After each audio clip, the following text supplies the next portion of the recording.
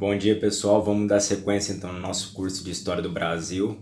Esse é o vídeo 3. Lembrando que ainda não fez, né, o vídeo 2, vídeo 1.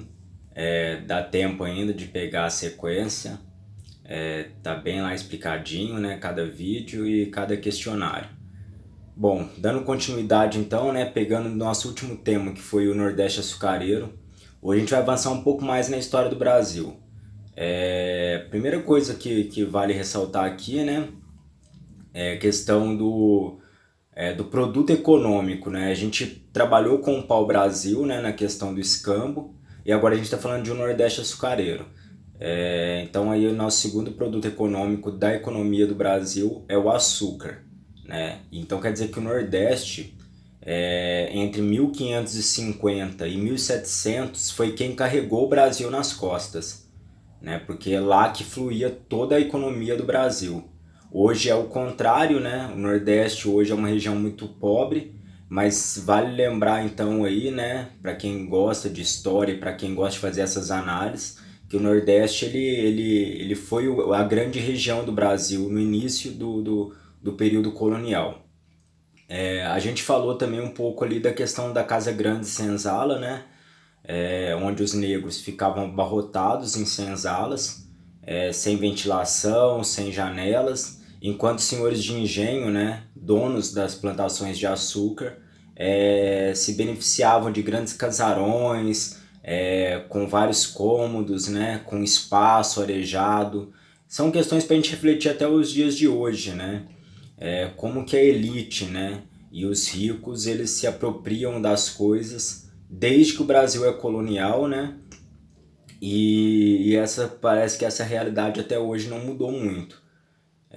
Por isso que é importante estudar a história do Brasil para a gente entender, né, todo esse processo e entender também que desde sempre, né, a elite sempre sugando, né, do trabalhador.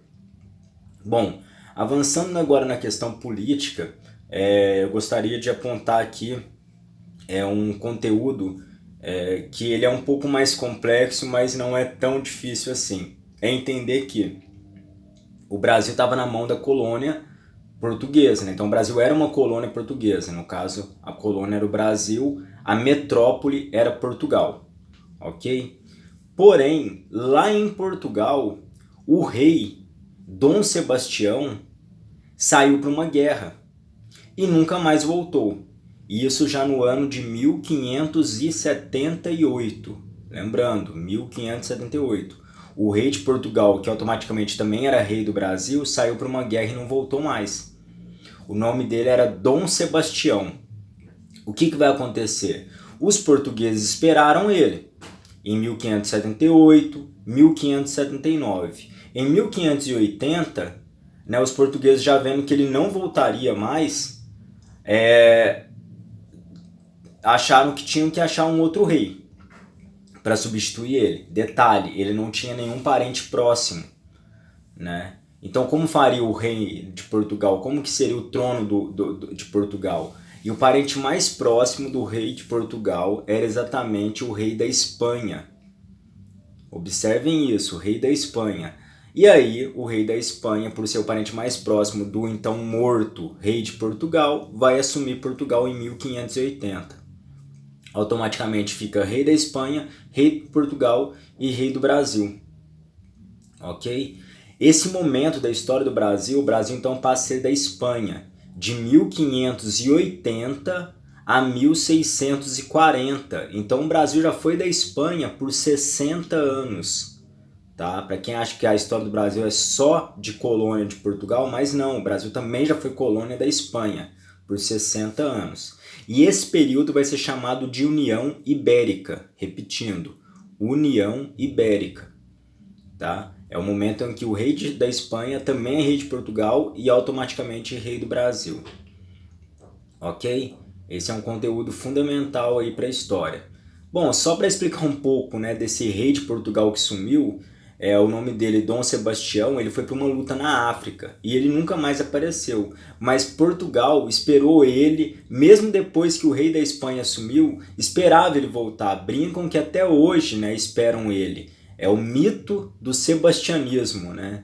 É a volta do Dom Sebastião, que nunca voltou e nunca vai voltar, né? É só um detalhe assim de curiosidade, mas que é interessante a gente abordar esse tema, né? Bom, por hoje, né, a gente vai fazer só essas observações. Espero que pesquisem, né, União Ibérica. Espero que pesquisem também a questão aí da Casa Grande Senzala. Vale aí também uma dica, né? Por que o nome União Ibérica? Aí outro detalhe importante. Portugal e Espanha são dois países que juntos formam uma península. Aí é no campo da geografia, uma península cercada de água por 3 lados e uma ponta ligada ao continente, certo? Então quer dizer que a Itália é uma península, a Grécia é uma península e Portugal e Espanha juntos também são uma península. E Portugal e Espanha juntos, eles formam uma península ibérica. Daí, quando o rei da Espanha assume Portugal, União Ibérica, ok? Em seguida aí o questionário, qualquer dúvida é só falar. Forte abraço!